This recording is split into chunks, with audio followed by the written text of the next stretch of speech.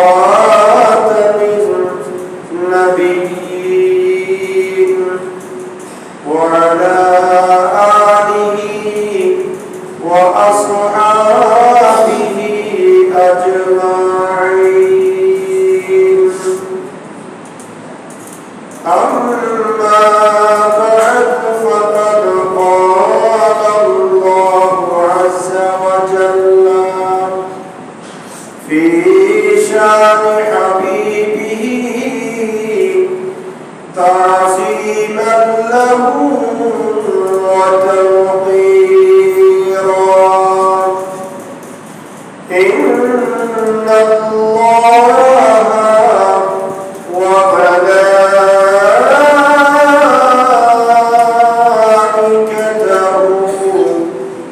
يصلون على النبي يا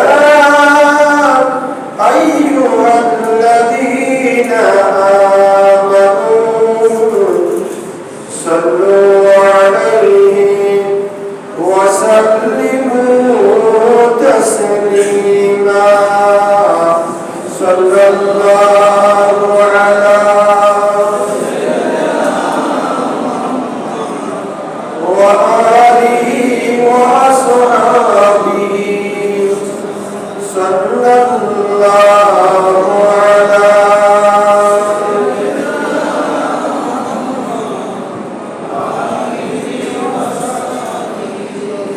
صلى الله على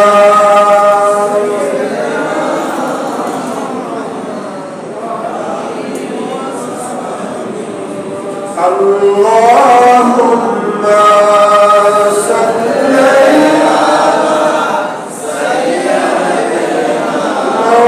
مولانا محمد وعلى آله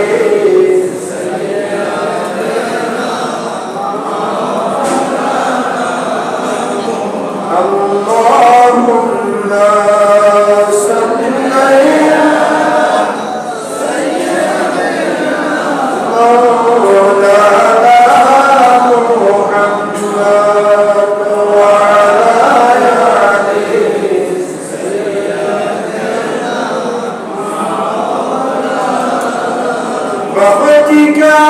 चमकी सितारा हादी का हो इशारा देख कर रोसा प्यारा फिर कहे हम गुलाम तुम्हारा।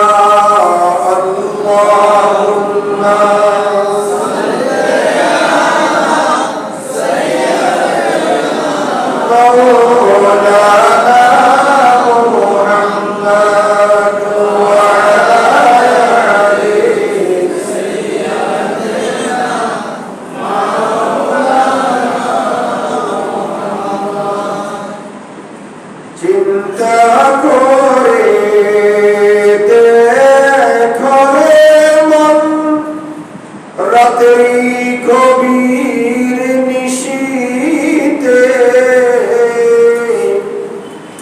মরণকালে কে যাবে তোর সঙ্গী হয়ে কবরে। আল্লাহুম্মা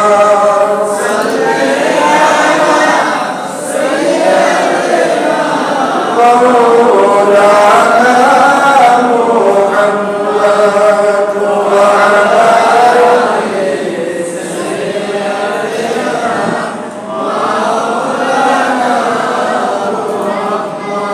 أعوذ بالله من الشيطان الرجيم. بسم الله الرحمن الرحيم.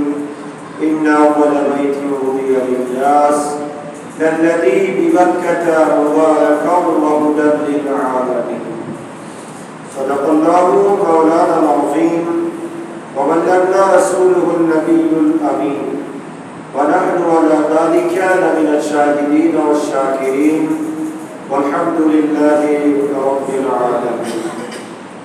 মুআজ্জাজ মুহতারাম হযরত মুসল্লিয়ান ইজরাম সম্মানিত উলামায়ে কিরাম রাব্বানি ওয়া রাহিমাহুল্লাহ আল্লাহ সুবহানাহু ওয়া তাআলার ঈশান দরবারে লক্ষ কোটি শুকর আদা করছি যে আল্লাহ পাকের অত্যন্ত দয়া এবং মেহেরবানিতে পবিত্র হজের মাস জিলকত শরীফের দ্বিতীয় জুমা নামাজ জুমার মহান লক্ষ্যে আল্লাহর মসজিদে আসা বসা সালাম ইয়ারস করার সুযোগ আর তৌফিক যে আল্লাহ সুবহানাহু ওয়া তাআলা আমাদেরকে দান করেছেন তার দরবারে করছি আলহামদুলিল্লাহ।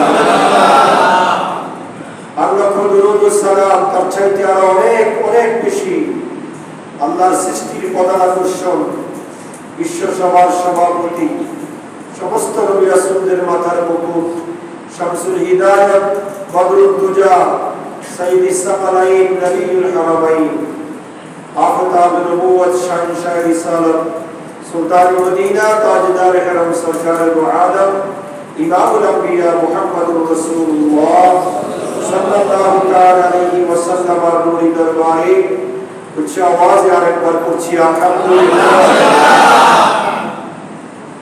মোহতারাম হাজিরিন, গত জুমায় আমরা কোরআনুল কারীমের সূরা আল ইমরানের 97 নম্বর আয়াতে কারিমার আলোকে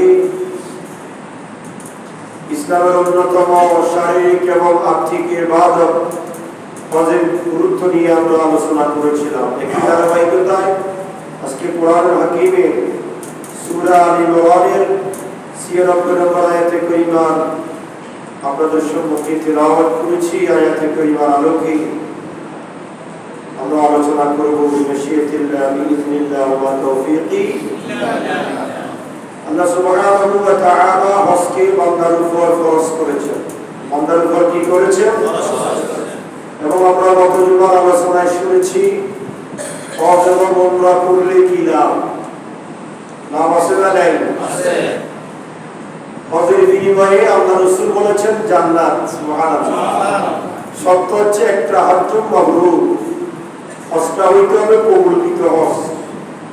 যদি হজ কবুল হয়, যদি হজ কবুল হয়, আল্লাহ রাসূল বলেছেন লাইসা লাহু জাযাউন ইল্লাল জান্নাহ, জান্নাত ব্যতীত তার জন্য আর কিছু নাই। আল্লাহু আকবার।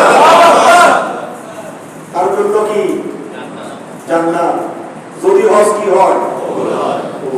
আমি আপনি যদি হজ কবুল হওয়ার মতো করতে পারি, হজ তো আমরা মনে করি আমি হজে গেলাম, লোকেরা আমাকে হাজী সাহেব করবে, নামের আগে নেম পেলে আপনি হাজী সাহেব লিখবেন, হাজী সাহেব বলে লোকেরা রাখবে, এটাই আমার সম্মান। আপনার উদ্দেশ্য যদি এটা হয় তাহলে জান্নাত পাওয়া কঠিন হয়ে যাবে, ঠিক কিনা? আর উদ্দেশ্য যদি হয় আল্লাহ জীবনে হজ ফরজ করেছেন, এখন হজ কবুল হবে কোথায়? যখন সত্য হচ্ছে যা পাতা সব পাতা মশরুর, সত্য যখন পাওয়া যাবে তখন কবুল হবে। হয়েছে ডায়াবেটিস, আপনি যদি প্রেসারের ওষুধ খান ডায়াবেটিস নিয়ন্ত্রণ হবে না।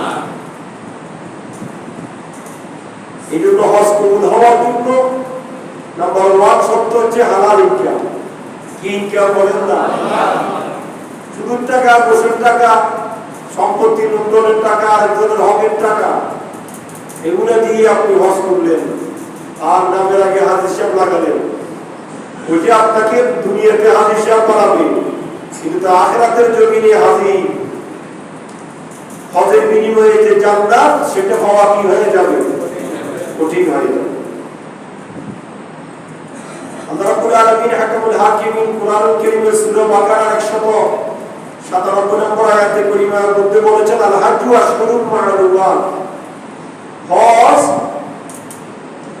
আল্লাহর যতগুলো নির্দেশনাবলী রয়েছে সেই নির্দেশনাবলীর অন্যতম একটা নিদর্শন হজ। সুবহানাল্লাহ।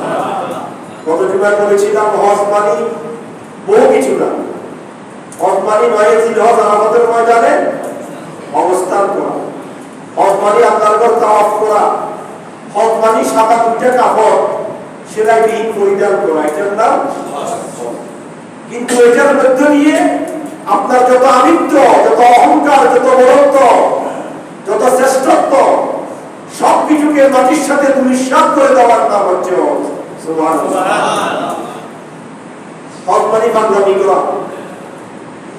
কিছুক্ষণ মক্কা, কিছুক্ষণ মদিনা, কিছুক্ষণ মিনা, কিছুক্ষণ মুজদালিফা, কিছুক্ষণ আরাফা, কিছুক্ষণ জামরা, প্রথম খোলা আকাশের নিচে, কতক্ষণ তেরবাদের নিচে, কিছুক্ষণ রাত্রে অন্ধকারে, কিছুক্ষণ অ্যাসিড মধ্যে, কিছুক্ষণ দৌড়াদৌড়ি করা, কিছুক্ষণ পাথর নিক্ষেপ করা, এগুলো সব পাগলামি। কার জন্য? বলেন না কার জন্য? আল্লাহ চান ওঠে। আল্লাহ চায় বান্দা আমার জন্য কি হয়ে যাও। এই জন্য আল্লাহ রাসূল হজকে জিহাদের সাথে তুলনা করেছেন। সুবহানাল্লাহ। আম্মা আয়েশা সিদ্দিকা রাদিয়াল্লাহু তাআলা আনহা থেকে বর্ণিত, আম্মা আয়েশা সিদ্দিকা বলছেন, ইয়া রাসূলুল্লাহ তাআলা জিহাদুল আমাল আফালা নুজাহিদু, আমি দেখতে পাচ্ছি জিহাদ চলছে। কি চলছে? জিহাদ। আমি কি জিহাদের ময়দানে অংশগ্রহণ করব? فقال رسول الله صلى الله عليه وسلم افضل الجهاد حج مبرور। জোরে বলুন সুবহানাল্লাহ। উত্তম জিহাদ হচ্ছে কবুলকৃত হজ। সুবহানাল্লাহ। হজ একটা জিহাদ। হজ একটা কি? জিহাদ। আমি 2009 সাল থেকে যখন যাচ্ছি, 9 সালে গিয়ে আরাফা থেকে মুজদালিফা আসি রাত্রি জামাতের পরে, মুজদালিফা থেকে মিনা যখন আসতেছিলাম তখন ওই মিনার ময়দানে তওবা করছিলাম, আল্লাহ জীবন আসতে হবে। তখন তো বুঝেন 2009 সালে, আজ থেকে আরো 12-13 বছর আগে, 15 বছর আগের কথা। এত কঠিন, এত কষ্ট, যাওয়া ছাড়া, সঠিকভাবে হজ করা ছাড়া কেউ বুঝবে না। মনে করে যে আপনি সহজ, টাকা আছে, যাই করে চলে এসেছিলাম। কিন্তু হজ কবুল হওয়ার জন্য যে শর্তগুলো রয়েছে, ওই শর্তগুলো যখন আপনি আদায় করতে যাবেন, আপনার মাথার ঘাম পায়ে পড়বে, আপনি জিহাদের চাইতে আরো কষ্ট বেশি। সুবহানাল্লাহ। এই জন্য আল্লাহ রাসূল বলেছেন আফজালুল জিহাদে হজ্জুম মাবরুর। বুখারী শরীফের হাদিস। বুখারী শরীফ কিতাবুল হজের মধ্যে হাদিস শরীফে এসেছে। আম্মা আয়েশা সিদ্দিকা বলেন, আমরা কি জিহাদে যাব? আল্লাহ রাসূল বলেন, না না, জিহাদে কিভাবে যাবে? তোমার উপর হজ ফরজ হয়েছে, তুমি হজ করো। হজ হচ্ছে উত্তম জিহাদ। সুবহানাল্লাহ। জিহাদ কি ফরজ নয়? কি জিহাদ কি সময় মতো, সময় উপযোগী, সময়ের ক্ষেত্রে জিহাদ ফরজ। কিন্তু আল্লাহ রাসূল বলেছেন, এখন তোমার জন্য উত্তম জিহাদ হচ্ছে তুমি হজ করো। তোমার কবুলকৃত হজ হচ্ছে উত্তম জিহাদ। সুবহানাল্লাহ। আন আবি হুরায়রা রাদিয়াল্লাহু তাআলা আনহু قال, বুখারী এবং মুসলিম দুটো কিতাবের মধ্যে হাদিস শরীফে এসেছে, মুত্তাফাকুন আলাইহি। ইমাম বুখারী এবং ইমাম মুসলিম রাহমাতুল্লাহি আলাইহি এই হাদিস শরীফটা তাদের বুখারী এবং মুসলিম শরীফের মধ্যে এনেছেন। আন আবি হুরায়রা রাদিয়াল্লাহু তাআলা আনহু قال, আইয়ুল আমালু আফদালু? قال الإيمان بالله ورسوله. قيل ثم ماذا؟ قال الجهاد في سبيل الله. قيل ثم ماذا؟ قال حج مبرور ليس له جزاء إلا الجنة كما قال عليه الصلاة والسلام. سبحان الله. আবু হুরায়রা রাদিয়াল্লাহু তাআলা বর্ণনা করছেন, আবু হুরায়রা বলছেন, আমরা আল্লাহর রাসূলকে বললাম, ইয়া রাসূলুল্লাহ, আইয়ুল আমালি আফদালু? উত্তম আমল কোনটা? কথা কি আপনি বলবেন? উত্তম আমল কোনটা? আল্লাহ রাসূল বলেছেন, আল ঈমানু বিল্লাহি ওয়া রাসূল। উত্তম আমল হচ্ছে আল্লাহ এবং রাসূলের প্রতি ঈমান আনা। সুবহানাল্লাহ। আল্লাহ এবং রাসূলকে কি করা? বিশ্বাস করা। আমরা আল্লাহ দেখি নাই, রাসূল দেখি নাই, জান্নাত দেখি নাই, জাহান্নাম দেখি নাই, শুধুমাত্র কোরআন এবং হাদিসের কথা বিশ্বাস করে আল্লাহ এবং রাসূলের উপর কি এনেছি? ঈমান এনেছি। আল্লাহ রাসূল বললেন, আফদালু আল ঈমানু বিল্লাহি ওয়া রাসূলিহি। আল্লাহ এবং তার রাসূলের প্রতি কি আনা? ঈমান আনা। কিলা মা সুন্না মাযা? ইয়া রাসূলুল্লাহ, তারপর উত্তম আমল কোনটা? আল্লাহ রাসূল বলেছেন, জিহাদু ফিস সাবিলিল্লাহ। আল্লাহর রাস্তায় কি করা? জিহাদ করা। তখন তো আল্লাহ রাসূলের আমলে আল্লাহ রাসূল সশরীরে 27টা জিহাদের ময়দানে অংশগ্রহণ করেছেন। সুবহানাল্লাহ। কয়টা? 27টা জিহাদের ময়দানে আল্লাহর নবী অংশগ্রহণ করে সেনাপতির দায়িত্ব পালন করেছেন। আল্লাহ রাসূল বলেছেন ঈমান বিল্লাহ এবং রাসূলের পরে উত্তম হচ্ছে জিহাদের ময়দানে অংশগ্রহণ করা। কিলা সুম্মা মাযা, তারপরে সাহাবায়ে কেরাম জিজ্ঞাসা করেছেন ইয়া রাসূলুল্লাহ তারপরে কাজ কোনটা? রাসূল পাক বলেছেন হজ্জুল মাবরুর, তারপরে উত্তম আমল হচ্ছে হজ করা, কবুলকৃত হজ। সুবহানাল্লাহ, কবুলকৃত হজ। এই হজ আপনার উপর আমার উপর যখন ফরজ হয়ে যাবে, আপনার আমার উপর আবশ্যক হবে হজ করা। যদি তাতে বিলম্ব করা হয় তাহলে কঠিন অবস্থা হবে। কি অবস্থা? আর ইবনে আব্বাস রাদিয়াল্লাহু তাআলা আনহু আন নবী সাল্লাল্লাহু আলাইহি ওয়াসাল্লাম قال, হযরত আব্দুল্লাহ ইবনে আব্বাস রুসুল মুফাসসিরিন আব্দুল্লাহ ইবনে আব্বাস রাদিয়াল্লাহু তাআলা আনহু বর্ণনা করছেন যে নবী পাক সিয়ায়ে আখলাক সাল্লাল্লাহু আলাইহি ওয়াসাল্লাম ইরশাদ করেছেন মান কানা লাহু মালুন ইবাল্লিগু হজ্জ বাইতি রাব্বি, একজন ব্যক্তির কাছে এমন অর্থ সম্পদ আছে যে সে হজ করার মতো তার কি আছে, সামর্থ্য, হজ করার মতো টাকা পয়সা আছে। আও ইয়াজিবু আলাইহি যাকাত, অথবা ওই ব্যক্তি এমন ধনবান ব্যক্তি তার উপর যাকাত কি হয়েছে, ফরজ হয়েছে। ফালাম ইয়াফআল সালাম রাজাতা ইল্লাল মাউত, ওই ব্যক্তি যদি মৃত্যু কামনা করে, ওই ব্যক্তি কি কামনা করলো, মৃত্যু কামনা করলো। فقال له رجل يا ابن عباس اتق الله فإنما يسأل الرجعة الكفار, এই মৃত্যু কামনা করা এটা কাফের মুশরিকের কাজ। কার কাজ? কার কাজ বলেন না? বেদিন জাহান্নামীদের কাজ মৃত্যু কামনা করা। فقال سأتلو عليكم بذلك الآية, তারপরে আল্লাহর নবী আয়াত তিলাওয়াত করলেন وأنفقوا مما رزقناكم من قبل أن يأتي أحدكم الموت, আমার আল্লাহ বলেন وأنفقوا مما رزقناكم من قبل أن يأتي أحدكم الموت فيقول ربي لولا أخرتني إلى أجل قريب فأصدق وأكن من الصالحين ولن يؤخر الله نفسا إذا جاء أجلها والله خبير بما تعملون. سبحان الله. আল্লাহ বলেছেন ওয়ানফিকু মিম্মা রাযাকনাকুম মিন ক্বাবলি আন ইয়াতিয়া আহাদাকুমুল মাউত, বান্দারে আমার তুমি হজ করো যখন হজ ফরজ হবে, তুমি যাকাত দাও যখন যাকাত ফরজ হবে, তুমি সদকা করো যখন তোমার কাছে টাকা পয়সা থাকবে। তাতে যদি বিলম্ব করো মিন ক্বাবলি আন ইয়াতিয়া আহাদাকুমুল মাউত, কখন? মৃত্যু আসার আগে। হজ করবেন, ফরজ হয়েছে কিন্তু হজ করেন না, করবো আর কি, করতেছি আর কি, এই কাজটা করিনি। যাকাত ফরজ হয়েছে, যাকাত দিচ্ছেন না। আল্লাহ রাব্বুল আলামিন হাকামুল হাকিম বলেন বান্দারে আমার তোমার উপর যাকাত ফরজ হলে তাতে যাকাত দিয়ে দাও, হজ ফরজ হলে হজ করে দাও, টাকা পয়সা থাকলে দান সদকা করো। তারপর কি? ফায়াকুল রাব্বি লাউলা আখখারতানি ইলা আজালিন করিব, যখন তোমার কাছে মৃত্যু এসে যাবে তখন তো তুমি আল্লাহর কাছে যদি বলো আল্লাহ আমার মৃত্যুতে একটু পিছিয়ে দাও, আমি এই কাজটা করিনি, আমি তো হজ করি নাই, আমি তো যাকাত দিই না, আমার তো অভাব সম্পদ, এই সম্পদগুলো আমি ব্যয় করিনি, আল্লাহ তারপরে আমাকে মৃত্যু দিও। আল্লাহ বলেন না না না, ওয়ালান ইউআখিরাল্লাহু নাফসান ইযা জাআ আজালুহা, যখন তোমার আজাল ইখতিতাম হয়ে যাবে, কনক্লুশন হয়ে যাবে, তোমার বয়স যখন শেষ হয়ে যাবে, হায়াত যখন শেষ হয়ে যাবে, মৃত্যু যখন তোমার কাছে এসে যাবে, কেউ একচুল পরিবার সময় সেটা এদিক সেদিক করতে পারবে না, সাথে সাথে তোমার মৃত্যু হয়ে যাবে। তাহলে হজ যখন ফরজ হবে হজ করতে হবে, যাকাত যখন ফরজ হবে যাকাত দিতে হবে, তারপরে আপনার ধন সম্পত্তি যখন আপনার কাছে থাকবে দান সদকা করতে হবে। এটাতে খুশি হবেন কে? আল্লাহ।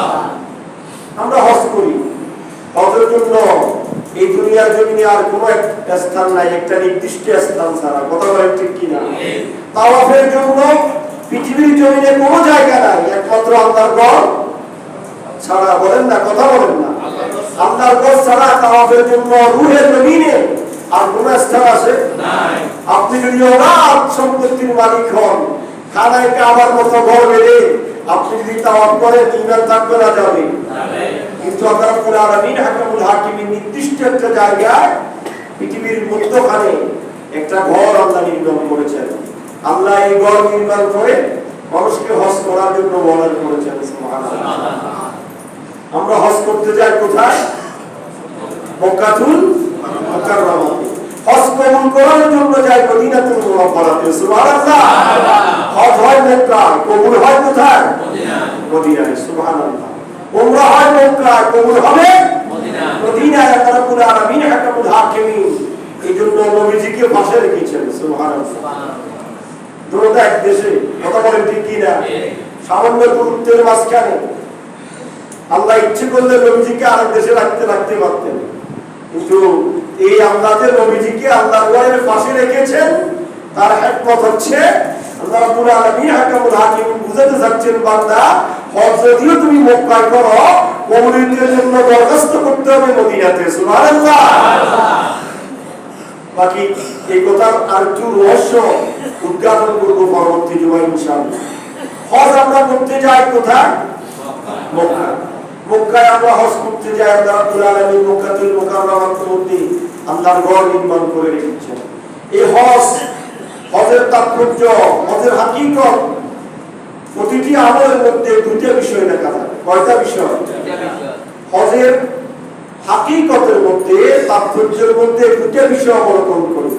একটা হচ্ছে আখিরাতের সফরের নমুনা। হজ আখিরাতের সফরের নমুনা, বিদায়ের নমুনা, মৃত্যুর নমুনা।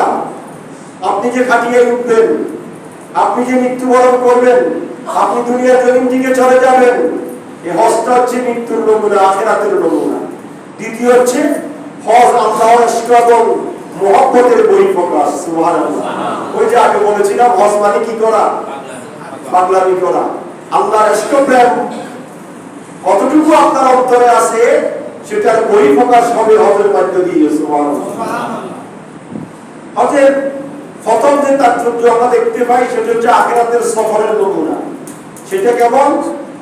মানুষ মৃত্যু শয্যায় যখন হয়ে যায়, দুর্বল যখন হয়ে পড়ে, তার কাছে যখন ভিতরে ভিতরে জানা হয়ে যায়, মনে হয় আমি আর থাকবো না, বাঁচবো না, তখন মানুষ আপন জনদের থেকে কি নেয়? বিদায়। যে আমাকে মাফ করে দিও, মনে হয় আমার আর সময় নেই, আমি মনে হয় আর বাঁচবো না, আমি মনে আর থাকবো না। এই চিন্তা চেতনা মানুষের অন্তরে যখন আসে, তখন মানুষ কি নেয়? বিদায়। লেনদেন থাকলে যদি সব মানুষ হয়, তাহলে লেনদেন পরিশোধ করে। কথা বলেন ঠিক কিনা? এই বিদায়ের এই মুহূর্তটা আপনি যখন হজ করতে যাবেন, আপনি চিন্তা করবেন, আমি হজে জীবনে একবার করতে যাচ্ছি, এটা হজ কাজ, আমার যে লেনদেন গুলো আছে এগুলো আমি কি করে দিই? পরিশোধ করে দিই। তারপরে আমার যে লোকজন থেকে আমি বিভিন্ন আচার ব্যবহার করেছি, না জানি বাসি না বলি, আমি লোকদের থেকে বিদায় নিই। হয়তো এখনো হজের আরো প্রায় 1 মাস আছে, হজের আরো প্রায় 1 মাস, কিন্তু মক্কা শরীফে গিয়ে হজ করতে গিয়ে বাংলাদেশ থেকে 2 জন ইন্তেকাল করেছেন। ইন্নালিল্লাহি হজ করতে গিয়েছেন সৌদি আরবে, এখনো হজ করা নসিব হয় নাই, 2 জন চলে গিয়েছেন। এভাবে কার নসিব হবে, কার হবে না, কে ফিরে আসবে, কি ফিরে আসবে না, এই চিন্তা চেতনা মাথায় রেখে মানুষ বিদায় নেয়। কথা বলেন ঠিক কিনা? এই বিদায় এবং মৃত্যুর বিদায় দুটো আছে।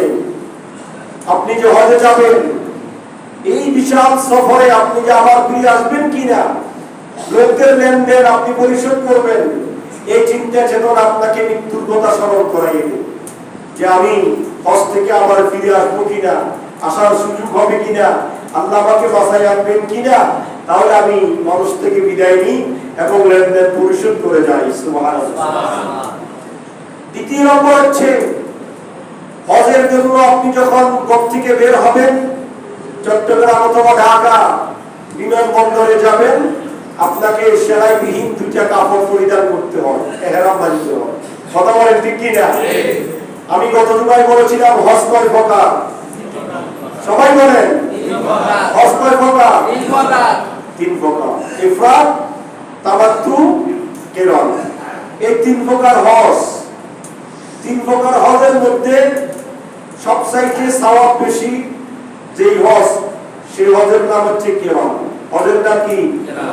কিরান। কিরান, কফ রালিফ নুন, কিরান। এই কিরান নামক হজ সবচাইতে কঠিন, সবচাইতে সওয়াব বেশি। সুবহানাল্লাহ বলেন। এমন নাকি কঠিন বেশি সওয়াব কম? এমন না। রোজা খুব কঠিন ইবাদত, সারাদিন উপবাস থাকতে হয়, এই জন্য এটার সওয়াব বেশি না কম? এই জন্য আল্লাহ বলেছেন তোমরা যত ইবাদত করো সব ইবাদতের সওয়াব দিবেন কে? আল্লাহ। কিন্তু আল্লাহ রোজার কথা স্পেশাল বলেছেন যে আস-সাওমু লি ওয়া আনা উজযা বিহি, রোজা আমার জন্য, তার প্রতিদান আমি দিব। কষ্ট বেশি যে এই জন্য আল্লাহ খাস করে বলেছেন এটার সওয়াব আমি দিব। অনুরূপভাবে তিন প্রকার হজের মধ্যে সবচেয়ে কঠিন হজ এবং সওয়াব বেশি যেই হজ, সে হজের নাম কি? কিরান। একই ইহরামে হজ শেষ করতে হয়। আমি আমার 10-12 বার হজের মধ্যে আলহামদুলিল্লাহ একবার কিরান করছিলাম, অনেক কষ্ট। কিরান হজটা অনেক কষ্ট। একই ইহরামে হজ করা, অর্থাৎ আপনি বাংলাদেশ থেকে যখন যাবেন ইহরাম পরে, এই ইহরাম আপনি মক্কা গিয়ে উমরা করবেন, তাওয়াফ করবেন, সাই করবেন, কিন্তু মাথা আসা যাবে না, ইহরাম খোলা যাবে না। আপনি গোসল করতে পারবেন, কিন্তু এই ইহরামটা পরিবর্তন করে আরেকটা করতে হবে। কিন্তু আপনি এই শার্ট পাঞ্জাবি প্যান্ট কোনো কিছু করতে পারবেন না, মাথা চুলকাতে পারবেন না, দাড়ি থাকলে চুলকাতে পারবেন না, ভালো করে শরীর বসে বেঁধে গোসল করতে পারবেন না। কেন? যদি আপনার ইহরাম পরা অবস্থায় শরীরের একটা মন যদি উঠে যায়, আপনার উপর দম ওয়াজিব হয়ে যাবে। দম পানি বাংলাদেশি 20,000 টাকা, একটা দুমরা, এটা আপনাকে ওয়াজিব দিতেই হবে। আর ইচ্ছাকৃতভাবে যদি কোনো চুল উঠান, কোনো পিপিলিকা মারেন, কোনো পশুর দিকে ঢিল মারেন, ইচ্ছাকৃতভাবে যদি কোনো কিছু করা হয়, তাহলে তো হজই শেষ হয়ে যাবে। হজে কি হয়ে যাবে? ইহরামটা এত কঠিন ইবাদত, মনে রাখবেন। আমরা তো মনে করি হজ করতেছি, উমরা যাইতেছি, টাকা আছে করে ফেলতেছি। আপনি ইহরাম করার পর থেকে আপনি ইহরাম খোলা পর্যন্ত আপনি মুহরিম, আপনার জন্য দুনিয়ার সবকিছু হারাম, সবকিছু আপনার জন্য অবৈধ, কোনো কিছু আপনি করতে পারবেন না। আপনি চুল চুলকাতে পারবেন না, দাড়ি চুলকাতে পারবেন না, মাথা চুলকাতে পারবেন না, তারপরে আপনি আপনার কি বলে অন্য কোনো কিছু শরীর চুলকাতে পারবেন না। আপনার জন্য সব কিছু নিষেধ। তাহলে আপনি শুনলেন, কথা খেয়াল করেন, হজ্জে কিরান মানে একই ইহরামে হজ কি করা? শেষ করা। এটা কোনো হজ্জে কিরান। বাংলাদেশ থেকে হজ্জে কিরানের নিয়ত করবেন, সেটা এয়ারপোর্ট থেকে ইহরাম করে যে আপনি যাবেন, 1 মাস থাকেন বা 1.5 মাস থাকেন, হজের আরো 1 মাস বাকি, এই 1 মাস পর্যন্ত আপনাকে ইহরাম পরা অবস্থায় থাকতে হবে। গোসল করতে পারবেন, কিন্তু শরীর চুলকাতে পারবেন না, সাবান দিয়ে ঘষা মাজা করতে পারবেন না, শরীরে পানি ঢালি দিবেন, ইহরামটা খুলে আরেকটা ভরি ফেলবেন। এটাই আপনার জন্য কি? হজ্জে কিরান। এই অবস্থায় আপনি হজ শেষ করে শয়তানকে কঙ্কর নিক্ষেপ করবেন যখন, তারপরে 9 জিলহজ হজ শেষ করে রাত্রিবেলায় মুজদালিফায় রাত্রি যাপন করে 10 জিলহজ যখন কোরবানি দিবেন মিনার ময়দানে, কোরবানি দেওয়ার পরে আপনি এই ইহরাম দুইটা খুলতে পারবেন। তারপর আপনি চুল আসতে পারবেন, মুখ কাটতে পারবেন, শরীর পরিষ্কার করতে পারবেন, তারপরে আপনি পায়জামা পাঞ্জাবি লুঙ্গি যেটা মনে করেন সেটা করতে পারবেন। সুবহানাল্লাহ। কঠিন না সহজ? আর আমাদের বাংলাদেশিরা, আমরা তো কঠিন সহ্য করতে পারি না, আমরা তো কষ্ট সহ্য করতে পারি না, আমরা আলাদা করে তুলেন। তো আমাদের কি অবস্থা? আমরা করি তামাত্তু। আমরা কি করি? আমরা তো বুঝি না। এই যে হজ কি করতেছি এটাও বুঝি না। আমরা হজে চলে যেতেছি, লক্ষ লক্ষ টাকা ব্যয় করে ফেলতেছি, কোনো আলেম বাসাতে গেলে আমাদের হিংসা লাগে, আলেম কেন যাবে? আর আপনি তো অশিক্ষিত, অমূর্খ, আপনি তো কিছুই বুঝেন না, উত্তর ছিলেন না ওখানে। হজ কিভাবে করতে হবে, কি করবেন সেটাও বুঝেন না। আপনি আলেম না পড়ে কি পালন করবেন? কিন্তু আলেম কেন যাচ্ছে এটা আপনার হিংসা। কিন্তু আলেম ছাড়া যে সেখানে কাজ নাই আপনার, সেটা আপনি বুঝেন না। নামাজ দৈনিক কয়েক তো করেন, তো 5 ওয়াক্ত নামাজ হলে এত প্রস্তুতি, জায়গা ফাঁক কাপড় ফাঁক সতর্কতা দাম কি হওয়া, দিল পরিষ্কার হওয়া, হ্যাঁ, তারপর সূরা কেরাত পড়া, জানিভাবে সালাম ফিরানো, রুকু সিজদা তাসবিহ পড়া আছে না নাই? তো দৈনিক 5 ওয়াক্ত নামাজে আপনি দৈনিক 5 ওয়াক্ত নামাজে 17 রাকাত নামাজ পড়বেন, এই জন্য আপনার এত চিন্তা চেতনা, এত শিক্ষা। আর জীবনে আপনি একবার হজ করবেন, জীবনে কয়বার? জীবনে আপনি একবার আপনার গোল হজ ফরজ, সে হজের জন্য কোনো শিক্ষা আমাদের কাছে নাই। সে হজ করবো আর কি, যাচ্ছি আর কি, হজ হিসাব শেষ, এই চিন্তা চেতনা। কিন্তু হজে গিয়ে আপনার কিভাবে আপনি হজ করতেছেন, হজটা আপনার অ্যাকুরেট হচ্ছে কিনা, হজের নিয়ম কানুন গুলো আপনি ফাটতেছেন কিনা, এই চিন্তা চেতনা আপনার কাছে আমার কাছে নাই। আপনারা এই দেশে সফর করেন, গাড়ির কাছে কাছে করুন, আপনারা এদিকে তাকান। তারপরে কাজ কি? আপনি তামাত্তু, আমরা করি তামাত্তু। আমরা কি করি? নামও জানেন না আপনারা। তামাত্তু হজ, এখান থেকে সিটাং এয়ারপোর্ট থেকে এহরাম করে গেলাম মক্কা শরীফে, সেখানে গিয়ে আল্লাহর ঘর তাওয়াফ করলাম, সাফা মারওয়া সাই করলাম, তারপরে মাথা মুন্ডালাম, আমার উমরা শেষ। উমরা শেষ, এটা বলে তামাত্তু হজ।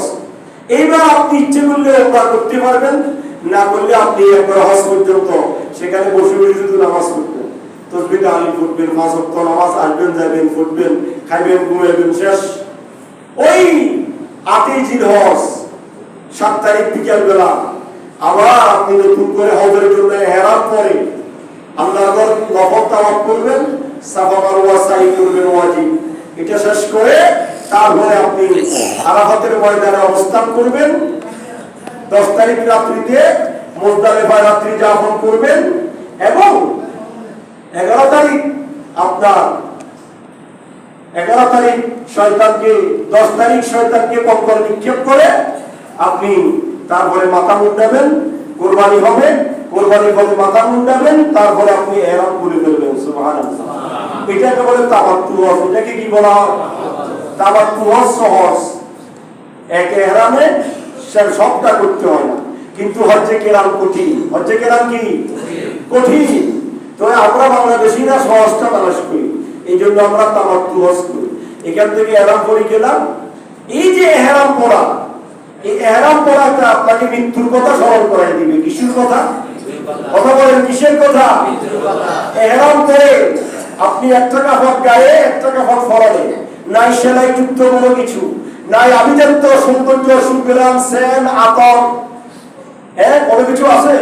কোনো কিছু মাখা যাবে না। আপনি এই 2টা কাপড় পরে যখন বিমানে উঠবেন, আপনাকে স্মরণ করাই দিবে আপনি যেন খাটিয়ার মধ্যে উঠেছেন। সুবহানাল্লাহ। কোথায়? খাটিয়া। মৃত্যুর কথা আপনাকে স্মরণ করাবে হজ।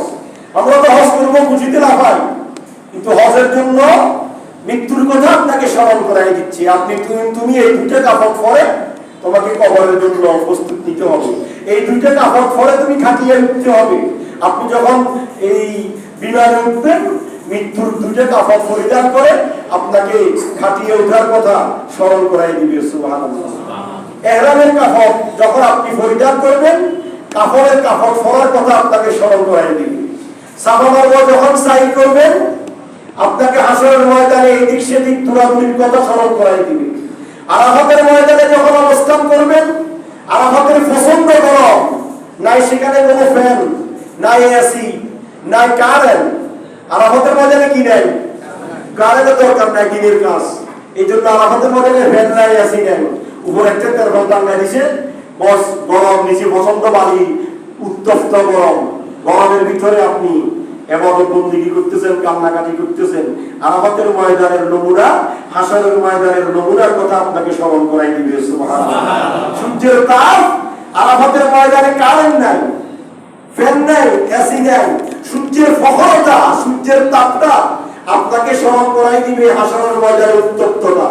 যে সূর্যের তাপ এক মুঠো মাথার উপরে আপনাকে কিরণ দিয়ে আপনি যে নিজের গায়ে নিজেরা সাঁতার কাটবেন কিয়ামতের ময়দানে, সেই কথা আপনাকে আরাফাতের ময়দানে স্মরণ করাই দিবে। সুবহানাল্লাহ। এটা হচ্ছে হজের আখিরাতের নমুনা, সফরের নমুনা, এক নম্বর। আর দ্বিতীয় নম্বর হচ্ছে আল্লাহর ইশক এবং মহব্বত। প্রতিটা আমারই আল্লাহর ইশকের নমুনার বহিঃপ্রকাশ ঘটা। কিছুক্ষণ আরাফায় রাত্রি থাকলেন, তারপরে সারাদিন থাকলেন, তারপরে কিছুক্ষণ মুজদালিফায় রাত্রি যাপন করলেন, তারপরে কিছুক্ষণ আবার মিনাতে আসলেন। তাবুতে ইলিশ ফ্রাই, কি ফ্রাই বলেন না, ছোট্ট একটা রুমে আপনার 40-50 জন 60 জন মানুষ এইভাবে কাছাকাছি করে শুইতে হয়। একজনের পায়ের সাথে আরেকজনের মাথা রাখতেছে, একজনের পিঠের সাথে আরেকজনের পা রাখতেছে, কোনো সমস্যা নেই, কোনো আইন নেই। এটা মিনার ময়দান। ছোট্ট একটা তাবুতে 70-80 জন, যেখানে রিল্যাক্সে 3-4 জন ঘুমাইতে কষ্ট হয়, সেরকম একটা তাবুতে আপনার 60-70 জন দিয়ে দিয়েছেন, সেখানে আপনি ঘুমাইতেছেন 3 দিন 3 রাত আপনাকে সেখানে থাকতে হচ্ছে। এই মিনার এই অবস্থান। কিছুক্ষণ শয়তানকে দিয়ে ফাতর মারা, আপনি শয়তান কোথায় পাবেন? একজন শুধু শয়তান করে দিলাম, তো ফাতর তো মারা দিলাম। আপনি শয়তান মানে বিশাল একটা ফিলার, সেখানে আপনি এভাবে দুই আঙ্গুল দিয়ে ধরে, এত বড় ফাতর নয়। ফাতর যত ছোট হয় তত সওয়াব বেশি, ফাতর যত ছোট হয় তত সওয়াব বেশি। ছোট্ট একটা ফাতর দুই আঙ্গুল দিয়ে ধরে আপনাকে এভাবে মারবেন। এখন যদি আমি জিজ্ঞাসা করি, আপনি তো হাজী সাহেব হজ করিয়েছেন 5 বার, 3 বার, 2 বার, 1 বার, আপনি বলেন যে ফাতর মারতে কি দোয়া হয়েছে? হুজুর আল্লাহ হুজুর আছে, এটা হুজুরে শিখিয়ে দিয়েছে। কথা বলেন ঠিক কিনা? রাখবেন শয়তান রিদাউলির রহমান। হজ করে অন্তর থেকে শয়তানি দূরীভূত করতে হয়। আর আমরা হজ করি শয়তানে যাই, হজ করলে আমাদের শয়তানি আরো বাড়ি যায়। আল্লাহ রাসূল শিক্ষা দিয়েছেন রাখবেন শয়তান রিদাউলির রহমান। তুমি এই দোয়াটা পড়ো। কোন দোয়া? আল্লাহ আমার জীবনের চরিত্রের যত শয়তানি আছে সবগুলোকে আমি বিসর্জন দিয়ে তুমি আল্লাহর সন্তুষ্টির জন্য শয়তানকে কঙ্কর বানাও। আল্লাহু আকবার। রাব্বান লিশ-শাইতান রিদাউলির রহমান। এই দোয়াটা পড়ে আপনি 7টা কঙ্কর, তারপরের দিন 21টা, তারপরের দিন 21টা, 49টা কঙ্কর আপনি শয়তানকে নিক্ষেপ করবেন। আল্লাহ রাসূল বলেন, উম্মতরে আমার, তুমি শয়তানকে 29টা কঙ্কর নিক্ষেপ করো নাই, তোমার জীবনে বড় বড় 49টা কবিরা গুনাহ আমি আল্লাহ মাফ করে দিলাম। সুবহানাল্লাহ। সুতরাং আসুন আমরা আল্লাহর দরবারে ফরিয়াদ করি। আমরা যারা হজ করব, আমাদের উপর যাদের উপর হজ ফরজ হয়েছে, হজ করার চিন্তা চেতনা যাদের আছে, হজের জন্য পরিপূর্ণ প্রস্তুতি নেবেন। সরকার 1 বছর আগে, 2 বছর আগে, 1 বছর আগে ফর্ম ফিল আপ করার জন্য অর্ডার করে। তো আমরা শুধু ফর্ম ফিল আপ করছি, হজ যাবো এলাফালাফি করি। কিন্তু হজে গিয়ে হজের কার্যক্রমগুলা সঠিকভাবে আমি আদায় করতে পারবো কিনা, এই চিন্তা চেতনা এটা আমাদের কাছে নেই। এই জন্য হজে যাওয়ার আগে, যারা হজ যাবেন, হজে যাওয়ার আগে হজের কমপ্লিট প্রস্তুতি নিয়ে যাবেন। আল্লাহ আমাদের সবাইকে শারীরিক আর্থিকভাবে হজ্জে মাবরুর জিয়ারতে মকবুল নসিব করুন।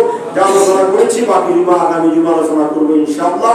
বিমাশিয়াতিল্লাহ বিইজনিল্লাহ ওয়া মা তাওফীক ইল্লা বিল্লাহ। আসসালামু আলাইকুম ওয়া রাহমাতুল্লাহি ওয়া বারাকাতুহু। দাঁড়িয়ে যান সামনে।